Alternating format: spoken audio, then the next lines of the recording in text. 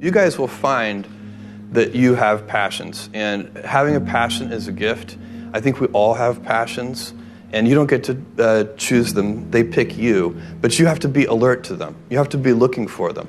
And when you find your passion, it's a fantastic gift for you because it gives you direction, it gives you purpose. You can have a job, or you can have a career, or you can have a calling. And the best thing is to have a calling. And if you find your passion, you'll have that, and all your work won't feel like work to you. Many kids and many grown-ups do figure out over time what their passions are. And sometimes we let I don't think it's that hard. I think what happens though sometimes is that we let our intellectual selves overrule those passions. And so that's what needs to be guarded against. One of my jobs as the leader of Amazon is to encourage people to be bold. And people love to focus on things that aren't yet working. And that's good, it's human nature. That kind of divine discontent can be very helpful. But it's incredibly hard to get people to take bold bets. And you need to encourage that. And if you're going to take bold bets, they're going to be experiments. And if they're experiments, you don't know ahead of time whether they're going to work. Experiments are by their very nature prone to failure. But a few big successes compensate for dozens and dozens of things that didn't work. So, bold bets, AWS, Kindle, Amazon Prime, our third-party seller business, all of those things are examples of bold bets that did work, and they pay for a lot of experiments. I've made billions of dollars of failures at Amazon.com. Literally, billions of dollars of failures. And, you might remember Pets.com or Cosmo, or, give myself a root canal with no anesthesia very easily. None of those things are fun, but they don't matter. What really matters is companies that don't continue to experiment, companies that don't embrace failure, they eventually get in a desperate position where the only thing they can do is make a kind of Hail Mary bet at the very end of their corporate existence. Whereas companies that are, making bets all along, even, big bets, but not bet the company bets. I don't believe in bet the company bets. That's when you're desperate. That's the last thing you can do. It's not. You could be out of work and have terrible work-life balance. Even though you've got all the time in the world, right. You could just feel like, oh my God, I'm miserable, and you would be draining energy. And so you have to find that harmony. It's a much better word. And I think for most people, it's about meaning. People want to know that they're doing something interesting and useful. And for us, because of the challenges that we have chosen for ourselves, we get to work in the future, and it's super fun to work in the future for the right kind of person. You need to be nimble and robust. So you need to be able to take a punch, and you also need to be quick and innovative and doing new things at a high speed. That's the best defense against the future. And you have to always be leaning into the future. If you're leaning away from the future is going to win every time. Never, ever, ever lean away from the future. We all have adversity in our lives. I doubt if you really, if you know somebody, any friend or anybody that you talk to, there's no lack of adversity. And by the way, that's good, because it's what teaches us how to get back up. You fall down, you get back up. It always happens. And, you get certain gifts in life, and you want to take advantage of those. But I guess my advice on adversity and success would be to be proud not of your gifts, but of your hard work and your choices. So, you may be, the kinds of gifts you get in life, you might be really good at math. It might be really easy for you. That's a kind of gift. But practicing that math and taking it to the next step, that could be very challenging and hard, and take a lot of sweat. That's a choice. You can't really be proud of your gifts because they were given to you.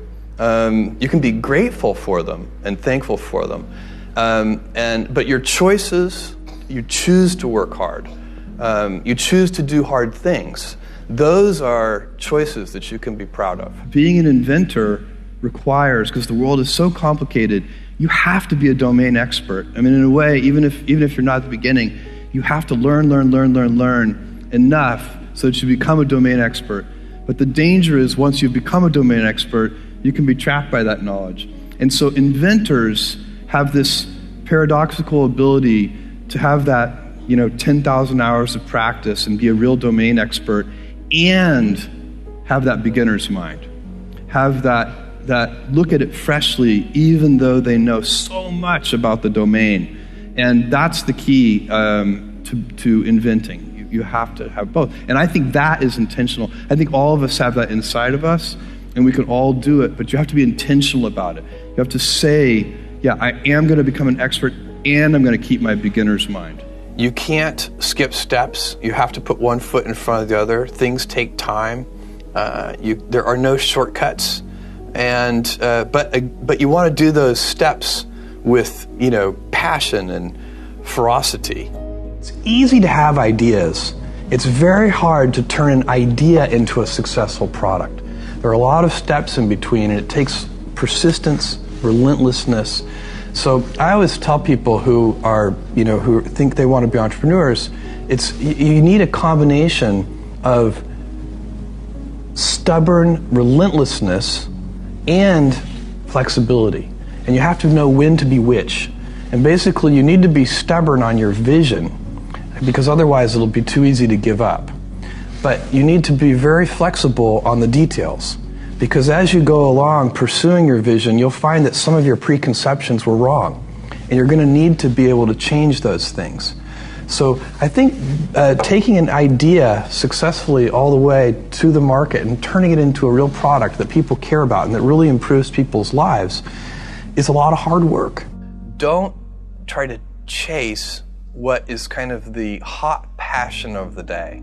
I think we actually saw this. I think you see it all over the place in many different contexts, but I think we saw it in the internet world quite a bit, where at the sort of peak of the sort of internet mania in say 1999, you found people who were very passionate about something. They kind of left that job and decided, I'm going to do something in the internet, because it's it was almost like the 1849 gold rush in a way. I mean, you find that people, if you go back and study the history of the 1849 gold rush, you find that at that time everybody who was within shouting distance of California was they might have been a doctor, but they quit being a doctor and they started panning for gold, and that almost never works.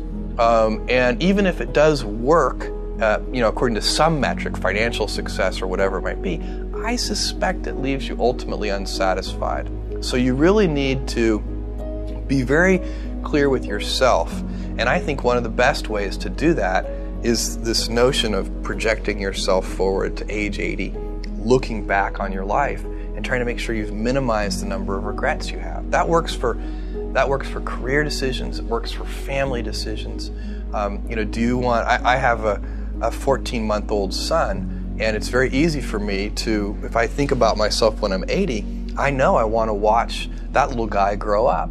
And so I don't want to be 80 and think, shoot, I missed that whole thing, and I don't have the kind of relationship with my son that I wished I had, and so on and so on. So if you think about that, so I guess another thing that I would recommend to people is that they always take a long-term point of view. And I think this is something about which there's a lot of controversy. There's a lot of people, and I'm just not one of them, believe that you should live for the now. I think what you do is you think about the great expanse of time ahead of you and try to make sure that you're planning for that in a way that's going to leave you ultimately satisfied.